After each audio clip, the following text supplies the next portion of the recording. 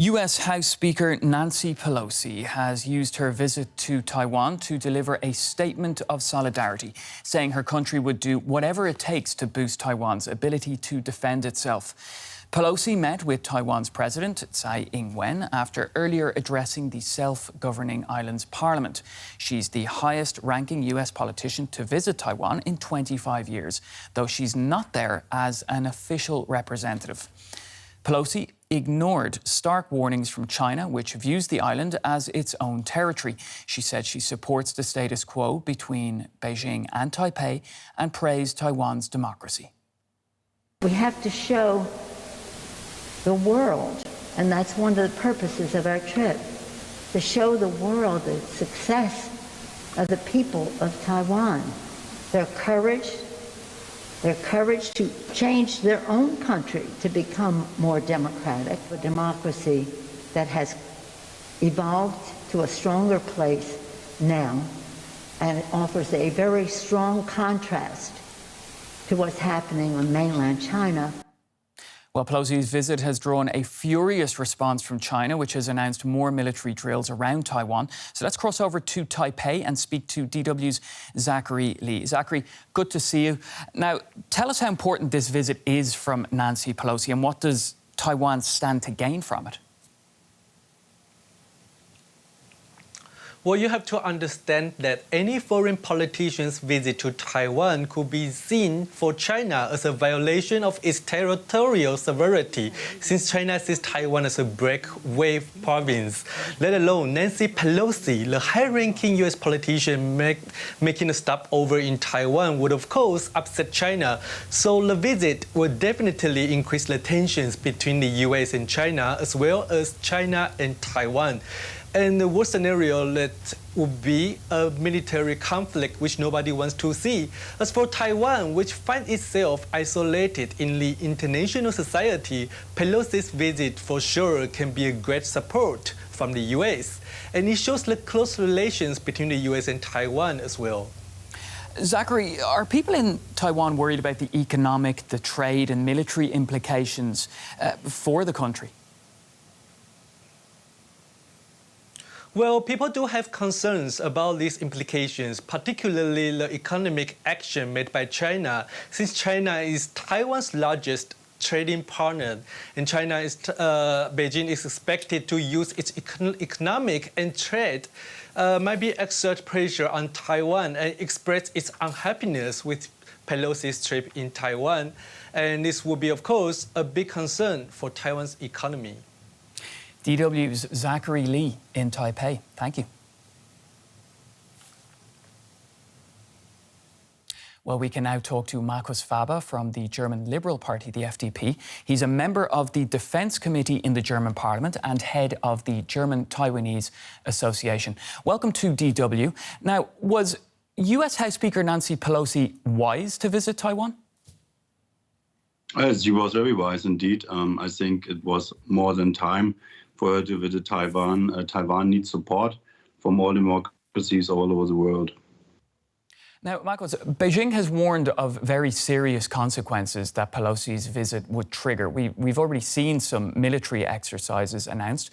What consequences do you expect?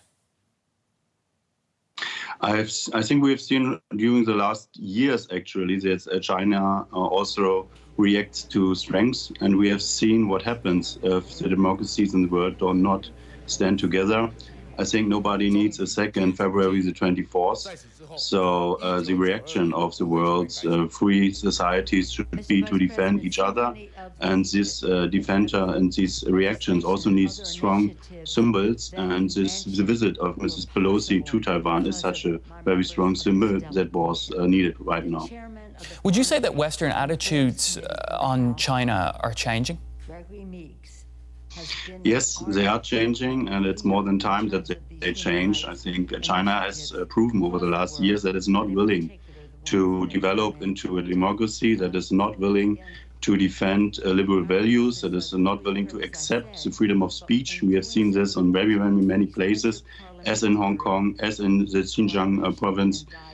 So there's so many cases that China is becoming more and more suppressive against its own citizens, but also threatening other countries as well. So the reaction of those countries who have the opportunity to face Taiwan should be to face China,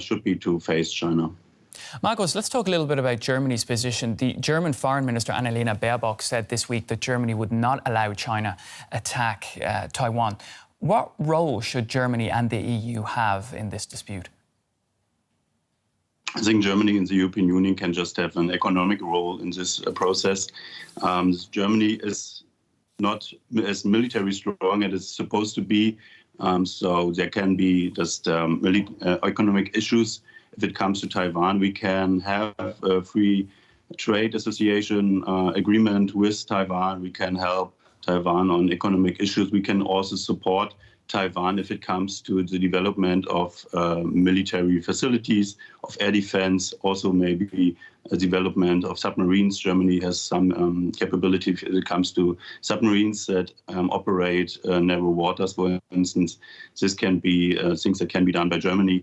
Germany cannot play an active military role in this part of the world. How close would you say we are to a military confrontation over Taiwan? I'm very worried that we might have a military confrontation within the next 5 to 8 years. I was in Washington, D.C. last November, and the same people who said that they're very scared that we will have a military conflict between Putin's Russia and the Ukraine this winter also said, and they were right about that, they also said that they are very scared that we may have military conflict between China and Taiwan within the next 5 to 8 years. So this is something that can be resolved by now, but the only way to resolve it is a military strength. This has to be shown by the countries in the region, has to be shown by the the United States, it also has to be shown by Korea and Japan. Markus Fabian, member of the Defense Committee of the German Bundestag and head of the German Taiwanese Association. Thanks. Thank you. Well, Pelosi's visit to Taiwan was not authorized by President Joe Biden and was actually discouraged by the US military. So let's go to Washington, D.C. and speak to DW's Sumi Somasaki. Sumi, great to see you. So it's safe to say that Nancy Pelosi's trip to Taiwan is a big move. She's the highest-ranking US politician in a quarter of a century to visit Taiwan. But how has her trip actually gone down in the US? Well, Pablo, there's certainly been a lot of coverage. All of the networks here were closely following her visit with live coverage of her landing there. And here in Washington, there has been a good deal of bipartisan support for the speaker. 26 Senate Republicans issued a statement saying that they stand behind her and that they see this trip as consistent with the U.S.'s one China policy. And, you know, during the Trump administration, as China became a key focal point, the accusation had been and continues to be the Democrats have been too weak on China. And I was watching Fox News, which is the main network for the right wing here, and they were begrudgingly praising Nancy Pelosi as well, which is quite unusual. But I have to say the voices are mixed on both sides of the aisle. So some commentators here are pointing out the fact that there doesn't appear to be a strategy from Nancy Pelosi, that she doesn't have a concrete outcome from this visit that she can achieve. And secondly, that the timing is not ideal because the U.S. is already engaged in another huge security challenge, namely the war in Ukraine, and that is going to be difficult to balance. And there is the concern that the U.S. It might be on a collision course, essentially, with two world powers, China and Russia, by aggravating China with a visit like this. And this comes at a time where Beijing and Moscow have already been deepening their alliance. So the concern, Pablo, being that this could push them even closer into each other's arms, if you will. Sumi, what about the White House? Where does President Biden stand on Nancy Pelosi's visit? Well, it is a very complex issue. I mean, the White House, as you mentioned, President Biden did express concern about Nancy Pelosi going to Taiwan. He did not actually tell her not to go, but there were concerns from the Department of Defense as well. And with the White House so focused on the war in Ukraine, it has been seen as a bit of a distraction, perhaps. But there has been some speculation that the White House might have privately condoned this visit by Nancy Pelosi as a way for the U.S. to reaffirm its commitment to to Taiwan and stand up to China without that actually coming directly from President Biden and his administration. As you know, Nancy Pelosi, as the Speaker of the House, represents a different branch of the government. And you also have to remember that, in general, we have seen a shift in the U.S. tone and rhetoric on Taiwan.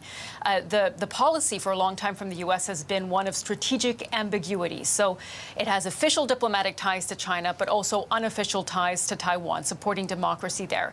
And President Biden just in May said openly that the U.S. would defend Taiwan if China attacked. The White House tried to walk back those statements, but the point there, Pablo, is that it could be said that this trip by Nancy Pelosi is not entirely out of line with what we've seen from the White House and from President Biden himself. Sumi, briefly, if you could, and you touched on it a little bit earlier, how much worse could relations actually get between China and the US?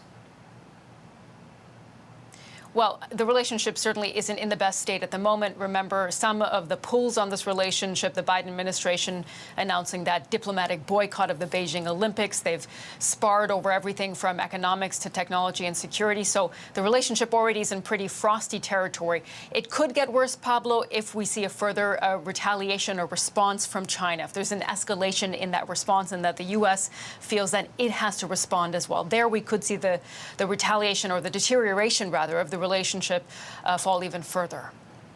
Thank you, Sumi. Sumi Somasaki in Washington, D.C.